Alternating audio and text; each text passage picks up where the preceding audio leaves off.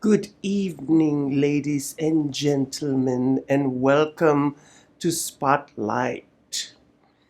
And today, my spotlight is going to be on the movie The Conjuring Part 2. Now, this movie was directed by Michael Chavez, and Michael Chavez is popularly known for the third Conjuring movie, which is entitled The Devil Made Me Do It. Well, in my case, the devil didn't make me do it. And then the second movie that he made was La Llorona, which translate is in English as the lady who cries. So that is what the La Llorona means. So as you can see, he has a resume of these phenomenal and iconic horror movies. And so I was surprised that it wasn't James Wan who didn't direct this movie, because almost all the Conjuring films was directed by James Wan, and I think even the last non-movie, the first non-movie, was directed by James Wan, if I'm not mistaken. Um, so he delegated the job of directing to Michael Chavez, and I think that he did phenomenal job a phenomenal job in this movie. The second movie definitely was more action packed and far scarier than the first movie.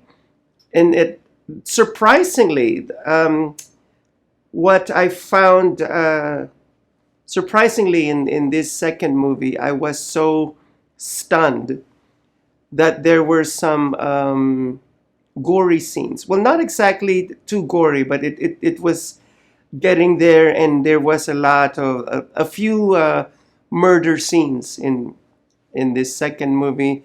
I know some of you say, please don't spoil this movie for me. Oh, don't you worry, sweetie pie. I'm not going to spoil it for you. At this rate, I am only telling you the middle and the beginning part of the movie and the middle part. I'm not even telling you really anything. But there is one thing that I loved about this movie, is that fashionable scene. I can't believe that there was a fashion scene in the middle of the horror movie, which was a magazine stand on the outdoors in some narrow hallway, out in the streets. And it was at night, and I love the fact that there was a blast of wind, and suddenly all the leaves, the pages of the magazine started opening, and it was so super amazing, that scene. And of course, fans of the Nun, the Nun movies will know what's gonna happen next. So I really love that magazine scene, because baby, in magazines, but you'll still be my star. Yes. That's what I loved about that magazine scene. But you have to see this movie in order to know what I'm talking about. And it's going to be a little surprise for you. And who else was there? Yes. Taisa Farmiga, who plays Sister Irene, did a phenomenal and fabulous job as Sister Irene. And this is the second time that she plays Sister Irene. And also, one noticeable actress who was there was Anna Popplewell, and she's popularly known for Susan Pevensey in the Chronicles of Narnia. So if you want to see more of her, she is in this movie as the teacher. So the premise of the story is that in the first Nun movie, Sister Irene was able to overcome the demon Valak in that movie. So she overcame her, and because of that, she became widely known and popular that it reached the Vatican Church. And so in the Vatican, news was spreading around that there was an evil that spread around Europe, and a lot of priests, most especially the priests and the clergy, were being killed in a horrific way. And the priests in the Vatican Church knew that it wasn't a regular person that was committing all these murders. And so they sent Sister Irene on another mission. And for those of you who are a huge fan of Maurice, the caretaker in the first movie, Maurice is also in this movie because, as you know, Maurice is a demon-possessed gardener. So Frenchie is back in this movie, and he plays a pivotal role in it. And let me tell you that they did an amazing job as far as his storyline is concerned. My one and only critique for this movie is that, a little bit of spoilers alert for you. In the beginning of the movie, there was a child that was supposed to be scared of something, and then he went to the priest and said, he didn't even say it with a sense of urgency. He just said, I think there's somebody in the next room. And I mean, it's supposed to be a haunting story, and you're being haunted by the demon nun / ghost. I mean, if I was the little boy actor, I would have said, there's somebody in the next room. That's how I would have said it. But there's somebody in the next room. You can do a better job next time. You could. But anyhow, that's just one of my my biggest pet peeves.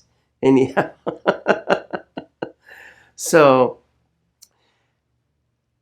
it's an amazing movie, and I couldn't say I was on the edge of my pants because I was actually on a recliner, but I was holding on to the armrest of my seat. So, and there were some few scary scenes that I would like cover my ears and cover my eyes. I remember my mom would tell me, what's the point of watching a movie when you're covering your ears and eyes? What are you going to end up seeing? Nothing. Okay. But that's the whole point, these horror movies, they just want you to do that, to have the reaction of covering your ears and eyes. That's what they want. Perhaps I can make a horror movie too, and it's going to be a low budget, because during the part of the scary scene, since I know that the audience are not going to watch it, there's not going to be anything in that scene. But just the scary music. Oh, that part. So anyhow, the third act of this movie was really, really fascinating, since the demon Valak, here's a little bit of spoilers alert.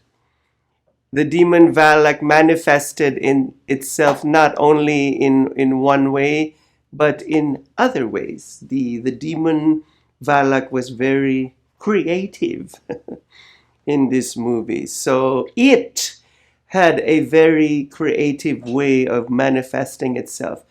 And also, the thing that I notice about this Valak, and which I really want to point out, the elephant in the room, is that this demon knows that a nun is such a sacred person, because a nun, a sister, has devoted themselves to Christ, and a nun is supposed to be the bride of Christ.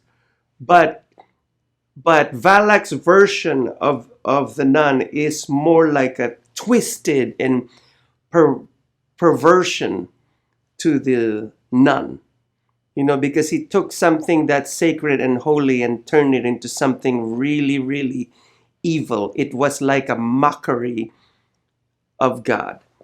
And so that was my first segment of The Nun Part 2. I will be back for more, so please, please, please, pretty please, do not go away, because I will be right back.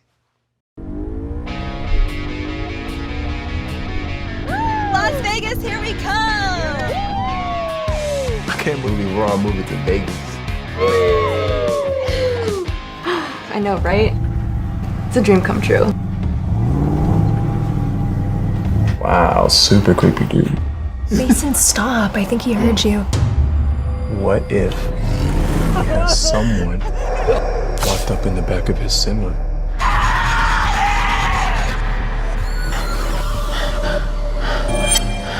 She's gone. Someone took her. Who's that creepy trucker?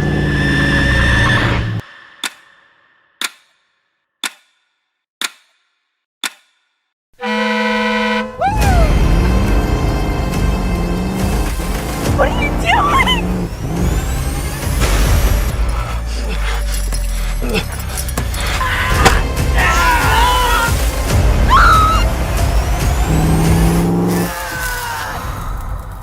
They call me Mother Trucker.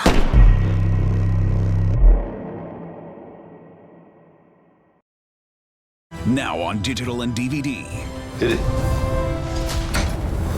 Space Wars Quest for the Deep Star is an epic sci-fi adventure. Do what needs to be done. An edge-of-your-seat wild ride. We have company. Tons of popcorn-munching fun. 5 stars. A love letter to the sci-fi films of the 70s and 80s. With plenty of action and fun for all. You need to see it. You really do. The captain just decided it's time to go. I am ready for a sequel. Experience a bold new adventure. Space Wars Quest for the Deep Star. A good old-fashioned adventure. Now on digital and DVD. Traditional TV is going away. Hollywood is starting to fade. People are demanding real stories from real people. Our voices are now being heard in our own way. Podcasts, Facebook, Twitter, YouTube, and TikTok Live are becoming the norm. Internet TV has now reached the highest demand in human history. Social media shows is now the new media of the century.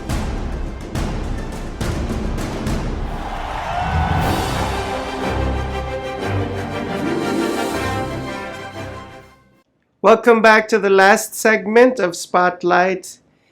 And today's feature is my movie reaction and my movie review of The Nun Part 2.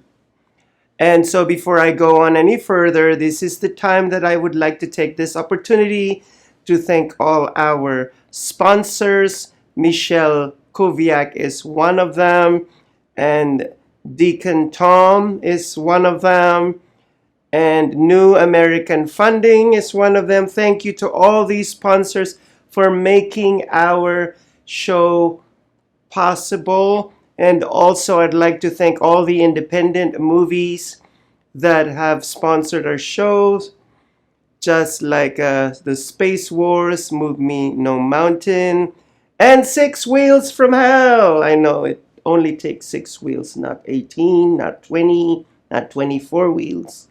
Anyhow, and also this is the time that I'd like to remind you that this show For the moment, it showed daily, 2 p.m. from Monday till Friday. And now I'd like to shout out to all my viewers out there. I love you all. My lovers and haters, I love you both just the same. And please don't say that I'm copying your show, because it could be possible that I was doing this 3 years before you. So anyhow, back to my review of The Nun Part 2. Don't you worry.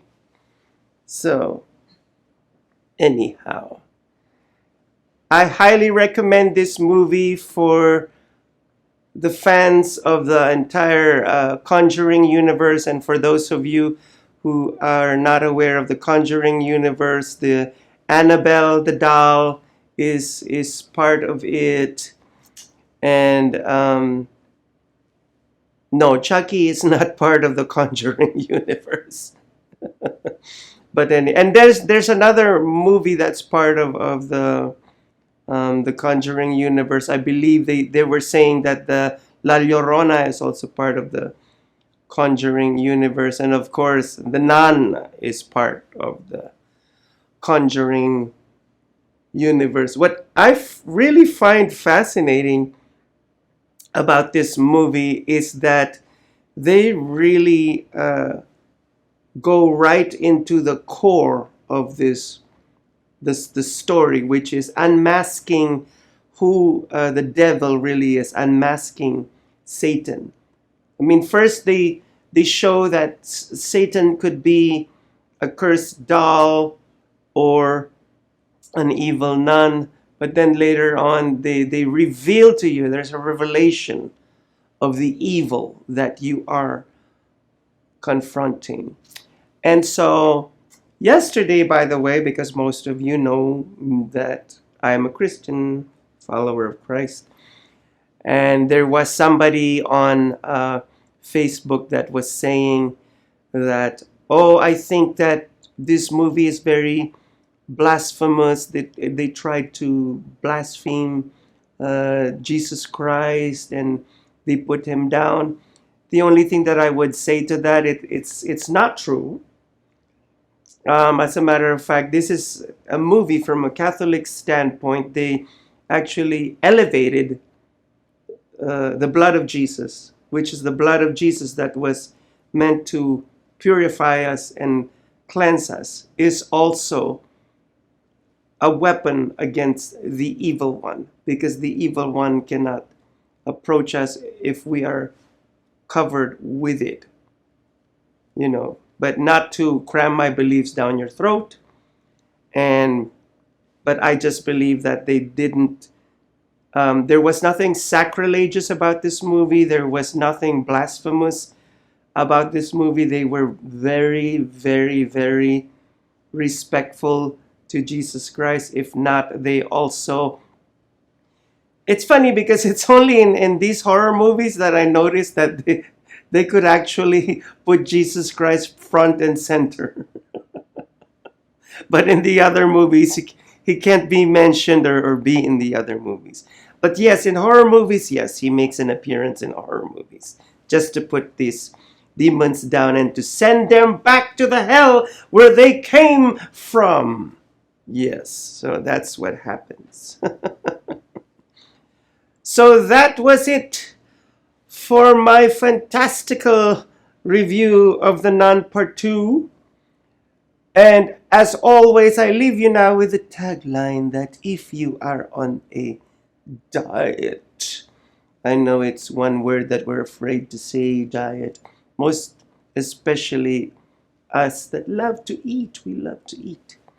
So don't forget to exercise and eat your celery, because it's the vegetable that eats you. And also, borrowing the tagline from my previous show, The Fab Life, your best fashion accessory is your self-confidence, and your confidence cannot eat you. Okay, bye, chowder.